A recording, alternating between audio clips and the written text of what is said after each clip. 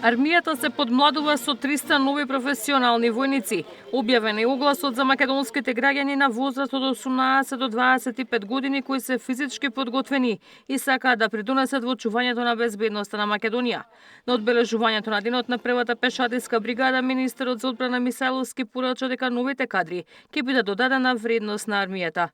Патувам повик до сите оние кои сакаат да бидат дел од армијата и кои ги исполнуваат условите наведени во конкурсот, сите да се пријават. Најдобрите ќе ве придружуваат токму вам. Ќе бидат ваша нова дополнителна енергија. А вие со вашето стекнато искуство ќе им помогнете брзо да ги совладаат сите предизвици кои ги носи оваа исклучително важна професија. Од 2012 кога е формирана најголемата единица во македонската армија на тактичко ниво, првата пешадиска бригада го зазема приматот на најголем маневарски борбен капацитет на армијата, порача началникот на генералштабот Лавчиски. Како најголема единица на тактичко ниво, првата пешадиска бригада представува еден од клучните столбови на армијата, со мисија континуирано да одржува највисоко ниво на борбена готовност во функција на одбраната на суверенитетот и територијалниот интегритет на татковината.